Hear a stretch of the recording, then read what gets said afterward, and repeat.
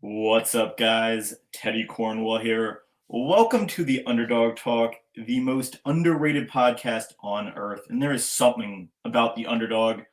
But, ladies and gentlemen, we have an absolute beast on the Underdog Talk. I mean, the list goes on. Ghost athlete, Sour Strip CEO, ever forward head honcho, the owner of Dude. I mean, the list goes on and on and on. That's But I right. just gotta say it, the one and only Mr. Maxx Chewning.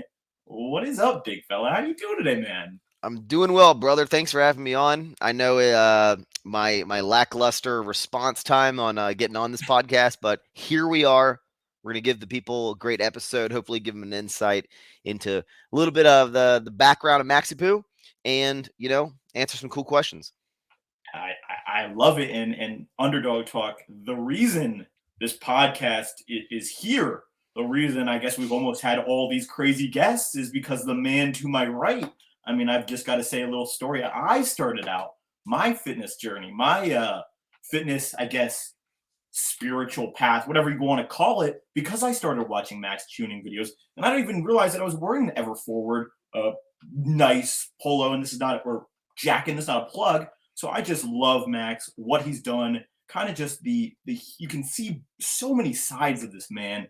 That's why I started. Now, before we start this podcast, Max, I gotta say, I know you meant to say that apple cinnamon is the best oatmeal flavor, and I know you damn well didn't say maple brown sugar. That does not even come close, man. Come on. I'll give Apple a strong second, But we love them. We love the. I don't know why. Yeah, I don't know why. I think it's like when you're a kid, I think your entire life, the many of the things you love is because your grandma or grandpa raised you on this one flavor for whatever reason. It was like their favorite, and now it's it's just like I think my grandma liked Raisin Bran, as a 80-year-old woman, and fed that to me as a when I was a baby, and for some reason I'm like, Raisin Bran's one of my favorite cereals.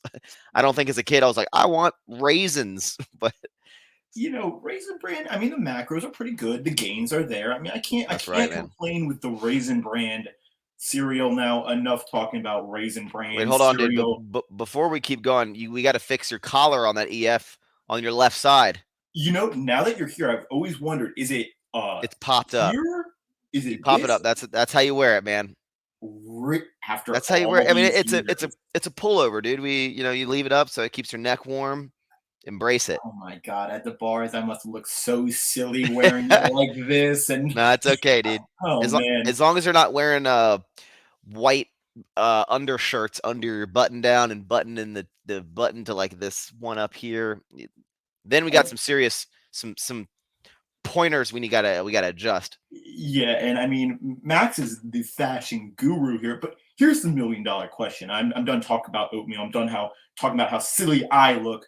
What would you say your job title is? I mean, we see you in so many roles: podcaster, CEO, entrepreneur, fitness influencer, dog daddy. I mean, what would you say your job is? I still like to identify as a YouTuber. It's I don't know if it's my favorite thing, but it's something that got me to where I'm at today, and it's what I still think about on a daily basis and put a lot of effort into. It's not kind of even though there are a lot of things that have taken over my world, I still it's not like, okay, Tuesdays I film, so I don't think about YouTube until Tuesdays. I'm always kind of conceptualizing what's the next video, what's an idea. I'm doing something. I'm like, oh, I've never shown this on YouTube before, or like, oh, this really, I'm like thinking in the real world in like how I can document it. So I like to identify as a YouTuber, but as I've been on this platform for a long, long time, and I've definitely shifted a lot to business. So I guess YouTuber, business owner. When I tell people that I'm a YouTuber and they're maybe less aware of it, it sounds. I guess there's a lot more of mystery behind it rather than I own a couple businesses that's maybe more something people can latch onto and I guess maybe relate to rather than the social media thing. So obviously, rewind back before ever forward sour strips. Fitness YouTuber is what you were. So Yeah. what made you want to start YouTube all these years ago, Max? Well, it's been like 3 days ago. I've officially hit my 10-year mark on YouTube. Yeah, I uploaded January 13th, 2013 was when I uploaded my. I mean, technically, my YouTube channel has gone back to 2011. There's a handful of videos, but that was.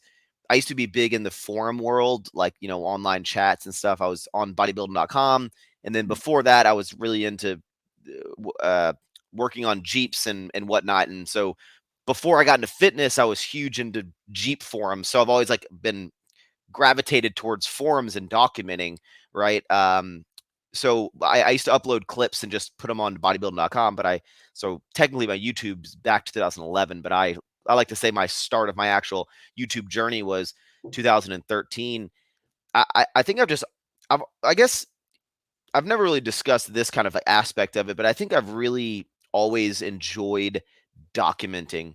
I mentioned the whole forum thing, and I talk about being on Jeep forums because it plays a kind of a pivotal role in what I've done. Because if you go look at these old websites, there's one called like Pirate 4x4 and Mall Crawlin', and these were like Jeep forums, off-road forums, and I was, I still am very much into Jeeps, and in these forums they'd have these things called like build threads, and it kind of is what it is. What it sounds like is as you would build your car up, you would kind of document it in forums. So just be pictures and here's what I did today. And even back then, I took everything kind of to the next level. People were documenting, hey, here's what I put on my Jeep or whatever. But if you go look at my threads, which are still available, I mean, they're like over 100 pages deep, and every single thing that I would do, I would take 70 photos of every angle of what I'm doing, and every day it was like an update, and I was just I people kind of like I started to become kind of like a personality on these forums of not just a guy who had a Jeep. It was like there's Max wherever he's, quirky, annoying, talking shit about something. So I've always been fascinated by just, I guess, documenting. I used to make skateboarding videos way back in the day when I was like 15, 16. I used to get I got like a camera on like Christmas one year. So I was making skate videos and attempting, like most kids do of my generation, like jackass videos. And, I started getting better at skateboarding, and then I started getting more addicted to camera gear. I used to buy these uh I don't know if people still use them. They probably use like mirrorless A7Ss now, but there was these cameras called the Sony VX1000, which was like the pinnacle of skateboarding cameras back in the day. And then I'd get into like the lenses and all that, and I started making skateboarding videos. I wish I still had access to all the videos that I filmed, but for some reason I got rid of the cameras and got rid of the footage, and they're off in a landfill somewhere. But that's kind of the history of my background of like documenting and enjoying filming. And then when I got into fitness, I never really considered when I first started fitness, I never watched YouTube for fitness content. Then I started going down the rabbit hole and started watching a handful of influencers. The OGs, we like to call them, the Scott Herman, the Scooby, the Muscle Twins, the Nick Wright, Matt Ogus, even Christian Guzman, and I would watch all these people. And then I did try to start a YouTube channel. I had a YouTube channel before I had a YouTube channel, and I would make these videos of showing what I ate and whatnot. I would film them like shirtless in my room because I thought that's what people wanted to see. And then it never really took off, and I got a lot of weird comments because I would film a lot of shirtless videos, and I would just get strange comments, and I was like, this YouTube thing isn't for me. And then flash forward to early 2013, late 2012, Nick Wright, who was Nick Wright Bodybuilding back in the time, lived in Rhode Island. I lived in Virginia, and I'd watched him on YouTube and really enjoyed his content. And he just happened to move to my college town because his cousin lived there. So I reached out to him, was like, hey, I watched your videos. And this is before kind of like, hey, dude, I'm normal. I'm not like a crazy fan or something like that. It was just like, it was more normal because there wasn't a lot of people doing it. Um, and I reached out to him. I was like, hey, you're moving to where I live. I work out. I'm kind of strong. Like, if you want someone to show you around, like we can work out. And we started this friendship, and the rest is kind of history, man. He put me into some of his YouTube videos, and then I had a big deadlift, and then he's like, you should get on YouTube. So I still, to this day, every single podcast, when people ask me about where I start, I always give credit to Nick Wright as the person that, I don't know if I never met him. Would I have never started a YouTube channel? I don't know, but he definitely not only really got me to do it, springboarded my initial kind of like popularity right out of the gate. So I had some sort of audience. And then from there, I kind of, slim shaded it, and, my own personality kind of like took me on to the where I'm at today. But it's the starting point is something I think you can never not give credit to, where like the reason you got into it. So it's a long-winded story, man. Hey, I mean, Jeeps, shout out Nick Jeeps Wright. and Nick I Wright. love it. And shout out Nick Wright and shout out Maxx Chewning, because again, I just gotta say it. It's almost like you guilted me into saying it again. I would not be here if I never started watching you and Kenny KO videos, who we had on. Great, great, great guys in the industry. Kenny KO is a little different than you, but in terms Yeah. of way different than you, but in terms of just like overall being genuine, I think is what really made you two stand out to me. Now, do you think, without a YouTube, Max, you would have ever started Everforward and Sour Strips would ever be a thing? I Oh, mean, no. did YouTube allow these ventures to be successful? Yeah, absolutely. I mean, it's impossible to know how my journey would have unfolded. I was When I first started the YouTube, I had just it's like I graduated college and I started YouTube at the same time. Which was, again, I graduated 2013. That's when I started my YouTube. Or sorry, I graduated. Yeah, it was like right when I finished school was when I started YouTube. And I was working a corporate job, and that was, I kind of assumed my journey was going to be the corporate world, because especially back in 2012, 2013, I mentioned Nick Wright, and even then he had like 30,000 subscribers, where, again, is a notable thing, but you nowadays people can get 1 million followers on TikTok overnight, right? But back then, the 30,000, while it's still impressive today, then was just mind blowing. I mean, it was mind blowing numbers. And but it wasn't like a normal type of path, because people were kind of making money on it, but it was just so sporadic. And I worked the corporate job, and I just assumed that my journey was going to be graduate from college, get a job. I started making, like, I think my entry level job was like 35 or $38,000 coming out of college. And I remember the first day of work, and they're amping up like how great you could do in this company, and they were like saying, if you hit every metric of everything possible, then in 3 years you could go up like 20K or something like that. And I was like, well, there's my journey, there's my goal, to go up that. And so I thought I was going to climb the corporate ladder. The idea of doing YouTube full time probably never even crossed my mind. Like, it wasn't even like a 6 months in, I was like, if I really keep working towards this, I think something can happen. It was just like, no, I make YouTube videos and I work my job. Like, I just make videos. It's just a thing that I do.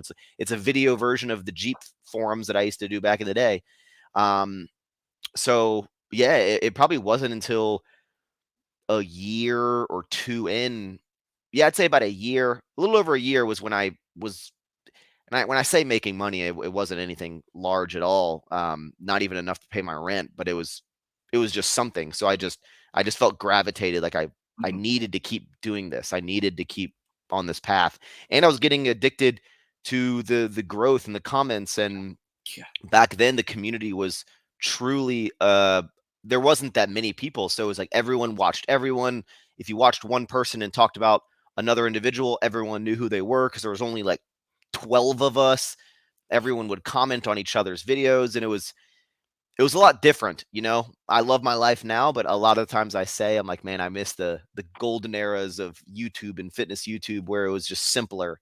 I mean, obviously I'm able to support myself light years better than I was back then, so I would take now, but it's just different times, man. And it is different times. We obviously see YouTube going in a different way. We see more people breaking out of that kind of shell. So if you were a no-name guy, sounds like me, starting a YouTube, what is the biggest tip you would give to someone who is looking to start a YouTube like you once were, Max? Now I don't know if I have the formula anymore, man. I used to always kind of say that, you know, I don't know. I think some people just kind of have this thing about them, and it's hard to do. It's hard to really describe. But with anything, it's you have to be in it for the right reasons. Mhm. But there are a lot of people that are in it for the right reasons, do have a passion for it, are consistent with it, and it feels like they never can take off. Like it feels like they're just like, yeah, Max keeps saying like it took him 3 years, and then 3 years down the road, they're like, "Ah, fuck, it's still 3 years, and I still haven't taken off," and like they feel like it's this always upward climbing, and then like they're never getting that growth, and it can be frustrating. And I always stress of like you do it because you have passion, but at Mhm. some point, like you want to see progress, like whether doesn't matter if it's not necessarily you're chasing the money or the clout, you want to see progress. I feel like that's natural Yeah. human, evolution. Like you want to grow, you want to see that there's the fruits of your labor. People are enjoying this rather than it's stagnating or going down.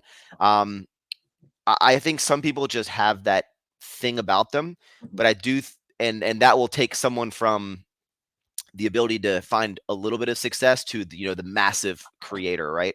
But I do feel that everyone has the ability to build an audience, and whatever that is, right? I think there's always something unique about each individual, and whatever that is. A lot of people in the fitness thing, it's like I'm not as I'm if girls are like, I don't have the confidence that this girl has. I don't have the booty that this girl has. I'm not as shredded as this girl, or guys, or I'm not as jacked as this guy. This guy's stronger than me. How can I ever be popular? Mhm. And you need to kind of just think of like what makes you you. There's definitely something unique about every individual. And the biggest thing is, regardless of, even if you're like, there's nothing that's I don't have this feat about me. It's not like I have the craziest genetics. I have the craziest abs. My biceps are like, there's not some physical trait about you. Um, I think there's something that like there's a bunch of people that are just like you that can relate to whatever you're kind of going through. It's just important about how you deliver your message and like who you are in an authentic and genuine way. And everyone wants to build this community of millions and millions of people and grow and grow and grow. But if you want to sustain what you're doing, you really don't need the biggest audience. Like Yeah. you really, really don't. And so it's just important for people to always know that. Yeah, and I think you need those fans who are there for you through it all, man, and always. And I think people who do this YouTube route and don't see that progress, I don't think you should give up. I think try maybe a different way, a different approach, different content, but always be different, be unique. I mean, do something that people never thought you could do, or people never said that you could do. I mean, shoot, I remember starting this podcast and everyone laughed, and now we're where we are. So I think never listen to what anyone has to say in the negativity route, and just be yourself. I mean, this is how we see. I don't want to say successful YouTubers. I want to say people who've done well on YouTube. They've been themselves. They don't try and be someone they're not. Hmm. Now, I guess the term would be ever forward. And speaking of ever forward, I mean, you are the man. I guess the designer behind really one of my favorite brands out there. And I have to ask this: how did the idea of a clothing company come to be? And what was the process of starting a clothing company like Max? I started Ever Forward. I really, I guess it started 2015. I started in like late of 2000. I think it was like August of 2014.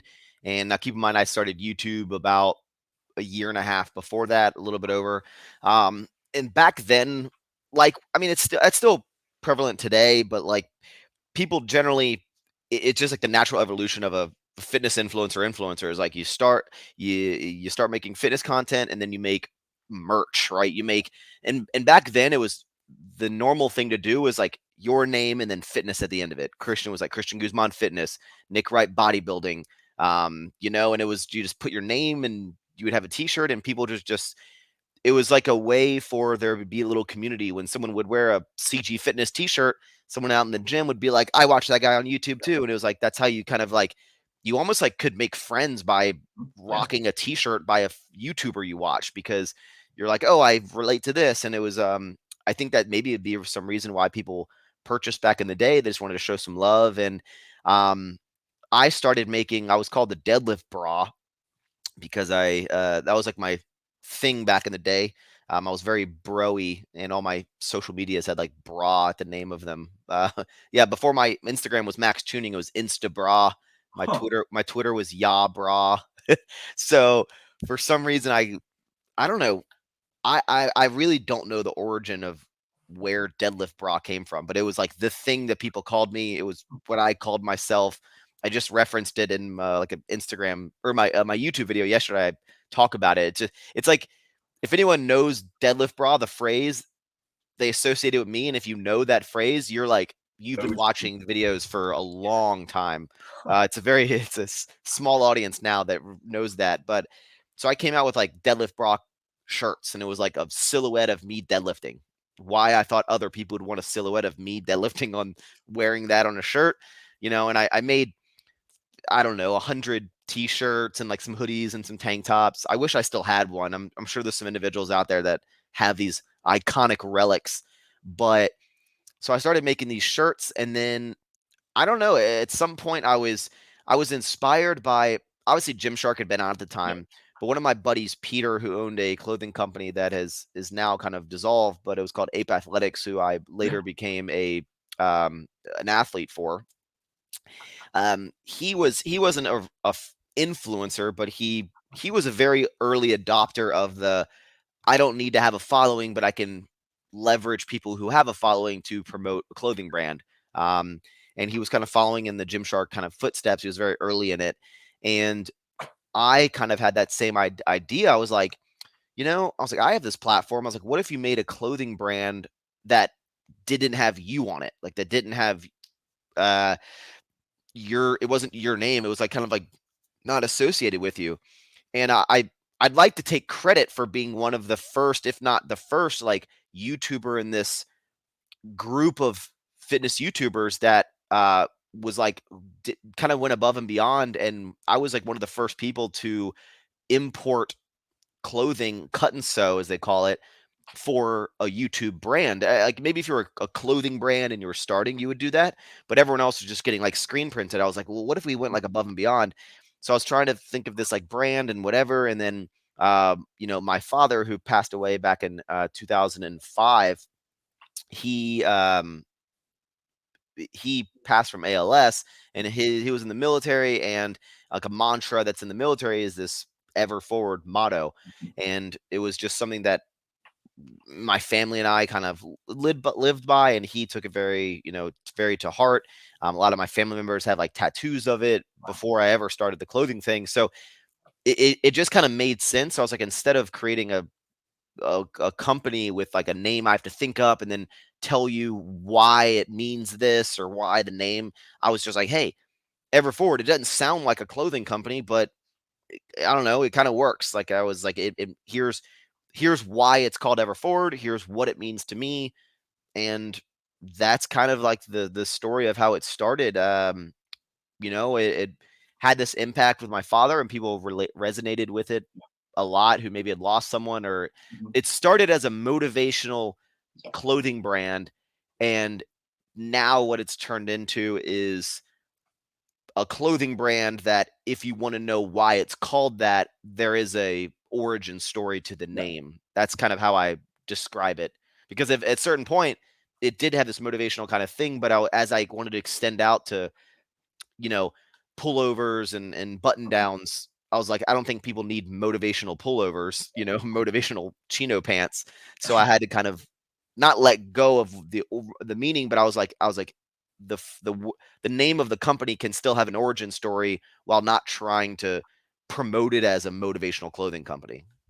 And to me, what stood out about Everforward is a guy, I guess, getting into the gym and the fitness industry. To me was a way of kind of getting past this shit, just moving on, trying to be a better version of myself. That's why I resonated with that message, ever forward, and trying to become better than what I was before, in a sense. That's what really resonated to me. And obviously, the story of your dad and all that, it just makes it so much more powering. I mean, people want to get behind a clothing brand that has a message, I think. And that's really why Everforward has taken off. Now, Max, the $2 million question, I think we're at 2 million now. Do you ever see ever forward going into a brick and mortar store? No, no, definitely not, especially not at this stage. Um, it's just with clothing, it's not like it's not just ever forward. It's a lot of companies. It's kind of like, what's the point? With brick and mortar, it's not dying. It's just different. People are buying clothes online. People are more used to buying clothes online. The exchange return policy is super simple. There was a certain period of time where that was maybe a dream of mine, and there was a boutique in Canada that was at the Edmonton Mall that was the owners were fans of a lot of fitness influencers, and in their store they would sell a ton of fitness influencer clothing, and that was the first time it had ever physically been in a store. And I remember going to this event that Heidi, who owns Buff Bunny, Mhm. Heidi Summers, she put on this event, and it was at the store, and I was the first time I was able to see like our product like in a store, and I was like, oh my god. And I got a lot of inspiration from one of my favorite companies in college called J. Crew, still around today, men's casual wear company. And I guess my dream was to emulate kind of what they were doing, and eventually create a brick and mortar store. It was like a pipe dream forever ago that never was something that I was really was in my like in 5 years it needs to I want to get a store. So and definitely not now. It's just Yeah. with the way everything's unfolded, and it just doesn't make sense. I think i think a lot of clothing companies, it makes sense and for a marketing and a PR thing to maybe have one or a very few flagship stores in very popular cities that people can go and you know, post about it and whatever, but just as like a store that, oh, I want to swing and get a pair of chinos. Here's a store. It just doesn't make sense. I mean, yeah, no. So no. And I think you can still be successful as we've seen you, we've seen Young LA, we've seen Gymshark. We really don't see these stores or these clothing brands in stores. Yet I did know that you or did see that you had a pop-up store, right? In New York City. So Yeah. Yeah. yeah, Yes. Yes. We did the pop up in 2000 and I guess yeah 2009. 18 maybe? No, because Sour Strips had already launched. Maybe it It was was 2000. 2019. It was in October. Yeah, because it was like a Yeah. month after Sour Mhm. Strips launched, and that was really cool. And that's something I'd much rather do. All right. I'd love to put on another one. I don't know Huh. if myself and the brand are kind of. I don't know if it's in the cards right now. It was a super cool experience what we did. Yeah. Myself and Mona put that on, and great turnout. Um, but yeah, I mean, it just doesn't make sense for a lot of stores. Like, and I think companies, like I said, maybe will have one or a couple flagship stores as just a brand play. But I don't really think I would. I'm pretty confident in if you asked any business owner of these really popular clothing companies that you mentioned, the reason they would open a physical store would never be because that is how they're going to create more revenue for the business. It would strictly be a marketing play. It would Mhm. play a super slow or a super incremental pl- uh, play Yeah. piece, sorry, a super incremental piece into like overall revenue growth. It just doesn't make sense financially. Besides branding, no. Like no one is out there is like, I want to have 100 young LA stores. Absolutely not. They just won't.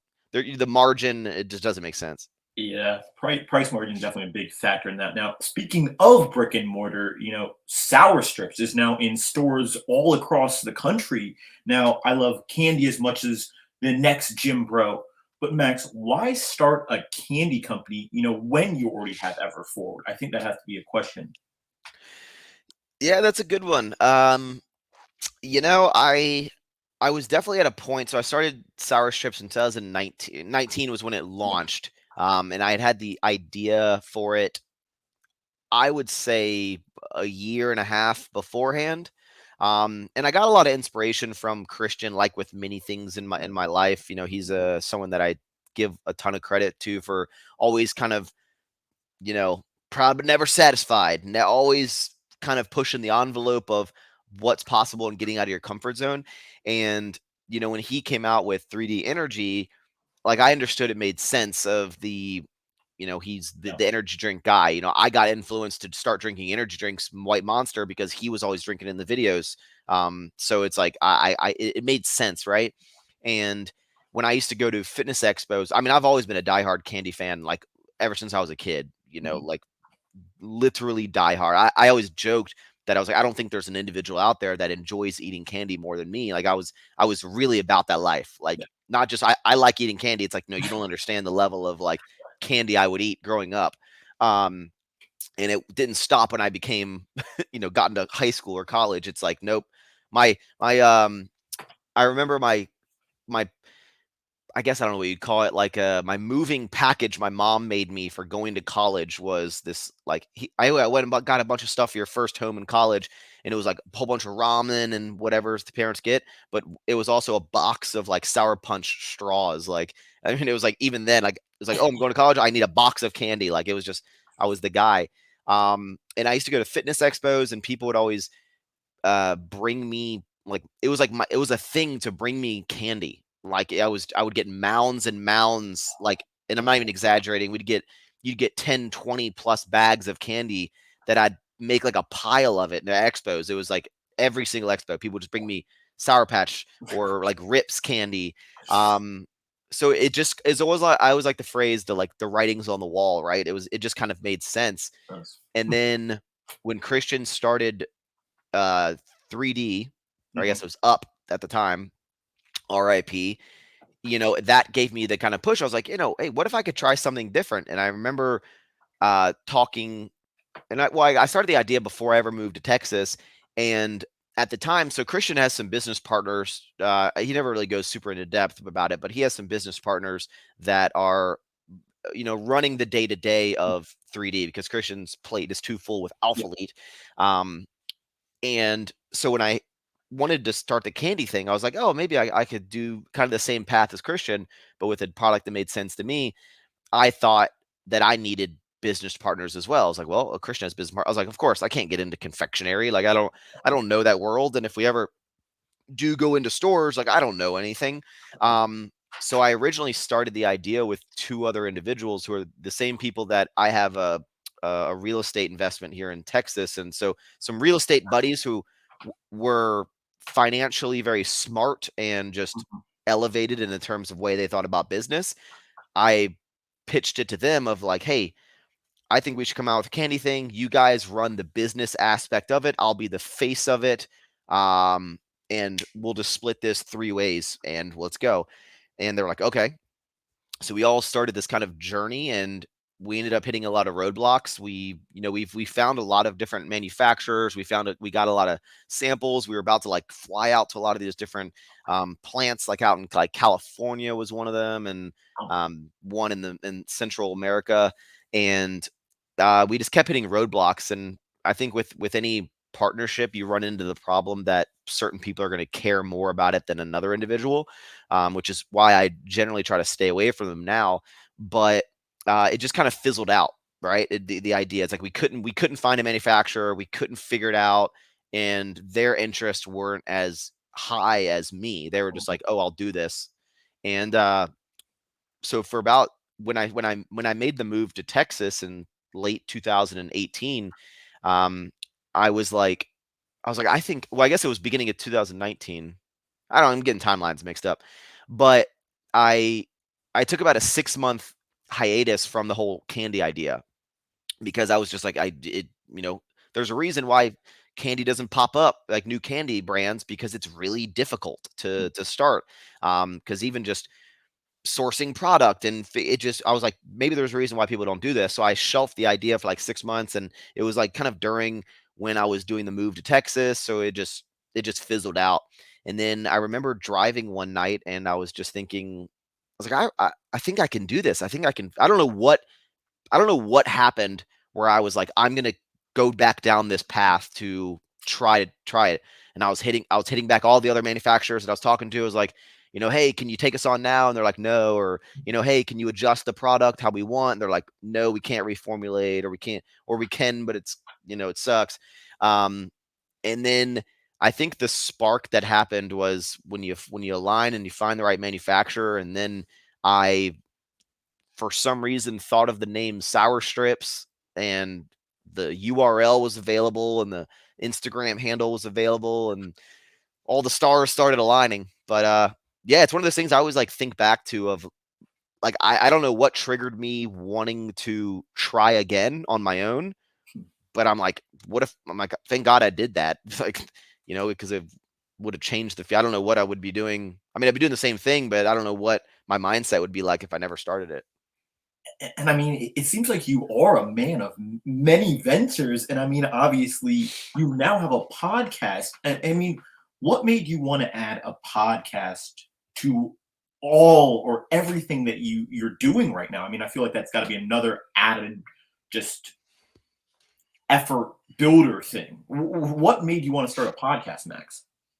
Well, nowadays it kind of seems like people get flack for starting a podcast. Or like, we don't need another podcast. Oh, another influencer starting a podcast. And so, podcasts have been around for like a lot longer than people have like known. And in even obviously you go way back to even like talk shows of, like Howard Stern or Mhm. whatever, Yep. which are still kicking. But then just even the podcast world, my brother who hosts a show called Everforward Radio, kind of, obviously it's based off of the same kind of Yep. like Everforward mantra.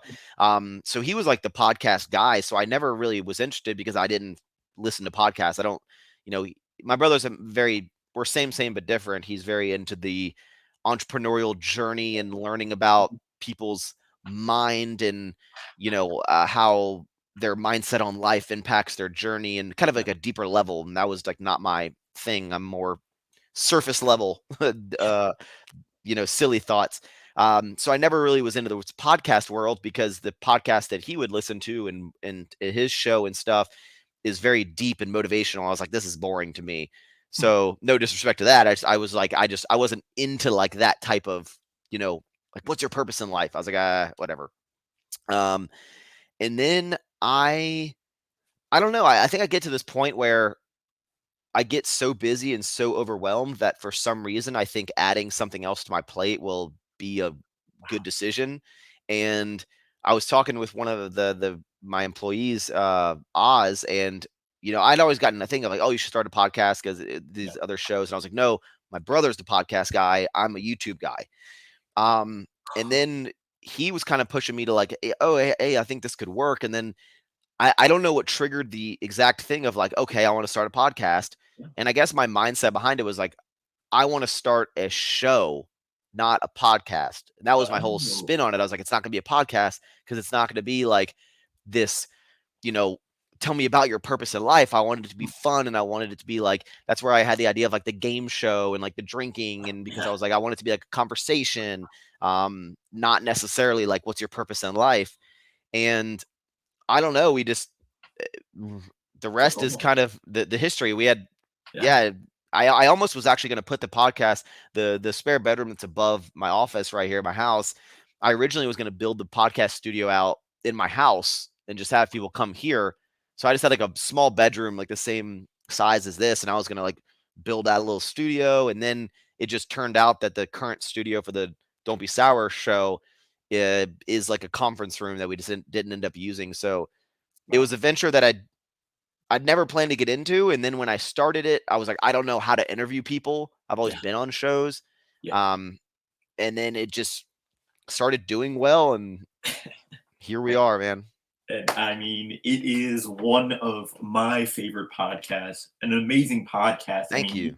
you have built up a great audience of guests. And what I like, about your podcast is everyone thinks we're the top bodybuilding podcast in the world. But when they see, I can relate to the guests that you get aren't just fitness. Like, for example, we had the Fire Festival CEO on last week, and then you have Ronnie Coleman, and you have different people of different audiences, which is really unique and what I Wait, really you had love. the fire one that went through all the drama? Yeah, we had Billy McFarland on Oh Monday. shit. Yeah, you should get him on your podcast. We'll happily connect you with him. Oh damn, man. That'd I be. mean, he just I watched the appeared. documentary. Yeah, Documentary. yeah. I was watching the Full Send documentary or the podcast with him, and I was like, Oh yeah, he I, was I on was it. like, you know what? I want this guy on my podcast. Made a few calls, and he came on, and it was weird that he. I thought he would be a terrible person. I thought he would be something else, but he's just a 24-year-old with 27.7 million. And, wasn't what I was expecting. But I think you and him would have an amazing chat, Max, on your show, and I would love to see that. I mean, Underdog Talk, Yeah. comment if you would love to see Billy McFarland on Sour Strips. Don't be sour, because I think that would be phenomenal. I Did mean, you that would be. did you ask him if people get him mixed up with Seth MacFarlane? I did not ask that question. I What? didn't even That's definitely what I would. That's what I would ask him. Do you ever get see. people that talk to you and be like, "Wow, I love Family Guy," like wrong McFarlane? Ron McFarland. That is. You see, Max is a better podcaster than me, and I just you have know, dumber thoughts, man. You probably ask real questions. I try. Now, Max, before I get you out of here, I've got to ask the $3 million question, the big one. You've kind of seen it all in the fitness industry. What is your biggest tip for a fitness influencer who is looking to make it in this modern fitness industry? I mean, I guess if you go full circle, kind of back to what I discussed earlier about finding, you have to, it comes down like you have to have that passion Yeah. for whatever you're doing. And I think that's it's a cliche thing, but it's true. I don't think I couldn't be doing this for 10 years if I hated doing it. You can see the kind of passion and energy that I put into my content. And you just got to lean into what makes you you. And I've been told since day one that whether it be my personality maybe rubs people the wrong way of the way that I talk, my energy, my stupid jokes, or my high energy, really, my super animated personality. It's not for everyone. It's just kind of who I am, and I get a lot of people comes off as annoying or immature, but I was just like, I think I always, I always say something when people mention that I'm like really funny when they meet me in an expo or whatever. And I always I spin it. I'm like, if you think I'm funny, then that means like, then you have a really weird sense of humor. And I was like, I just think that everyone has that weird side of them. And I try to just let people show that like you can like exude that weirdness. And there's people out there that like, I was like, everyone has this goofy personality. I just am like that most of the time. So I think that's what resonates with a lot of individuals. So find what makes you you, lean into it, and not try to put on this facade of some other person that you think people want you to be, or how you should act or how you should carry yourself. Just be natural. Yeah. And don't get caught up so much in the numbers, which is kind of hypocritical of me to say, because I always talk about getting frustrated with views, but it's something that you have to be in it for the love of the game. And you can definitely tell when individuals are not and motivated just by money. And just understand that once you build an audience and you build a community of people that love you and are getting value from something, that's when it can turn into something that as a byproduct can, you can monetize. But just don't start something with the intent to make it a job. And it's very Yes. difficult Yes. in the world now, because it's so commonplace to like, back then when I started, no one was like, I want to be an influencer, I'm trying to be an influencer. It was just people were influencers, people were YouTubers because they wanted to do it. And nowadays it's, you want to start so you can start making money. And you're like, Mhm. how fast from when I start can I start doing this full time to make a living from it? And I think that's a dangerous road to go down, because your intentions on it are not as pure, if you Yes. want to make pure influencers as a thing. But Yeah. yeah, just lean into who you are, man. If you're a weird goofy guy, weird goofy girl, lean into it. Lean into it. And William Belknap, one of the best bodybuilders of all time, was on the show and goes, "Don't quit your job until you're making money from another job." So I guess if you're trying to be a fitness influencer, do not leave your current job to pursue that fully. I mean, that is something that we need to be realistic on. I mean, ladies and gentlemen, one of the probably the biggest honor and privilege to ever have a guest on my show. I mean, Max, I truly appreciate the time. Now, before we go, the floor is yours, big fellow. Where can we find Sour Strips, Everford? There's a million things that could lift off. Where can we find Don't Be Sour? The floor is yours. Well, guys, hopefully you enjoyed this episode. If you want to learn more about me, and I didn't make you click off this episode halfway through because of the dumb shit I was saying, then you can just search my name, Maxx Chewning, on any of the social medias. You'll find me very quickly. We have a lot of great companies that forward for the casual man and woman who want don't know what to wear outside of the gym. We have that stuff for you. And sour strips, if you want some sour candy that does not suck, head to your local Target, skew the data, or just go to sourstrips.com and you can find everything. If you just search me and everything else, you'll find it. And first person to buy an Ever Forward apparel, send me a screenshot. I will be sending you a $50 Ever Forward gift card. I mean, Oh shit, guys, I rock it. Come on now. I mean, Max rocks it. Look at him. I mean, this guy is the epitome of sexiness. that's right. I'm sure you've never heard someone say that to you, Max. My girlfriend says that every day. I like it. Epitome of sexiness. I don't know why I said that, but ladies and gentlemen, Maxx Chewning, please go check out his content on Instagram. Please go check out his podcast. I mean, I've been rocking it. I saw you just had Bradley Martin on your podcast. Yeah. Amazing episode. I'll be watching that after. I mean, ladies and gentlemen, the one and only Mr. Maxx Chewning. Guys, don't forget to like, comment, subscribe on this video. Until next time, guys, Underdog out.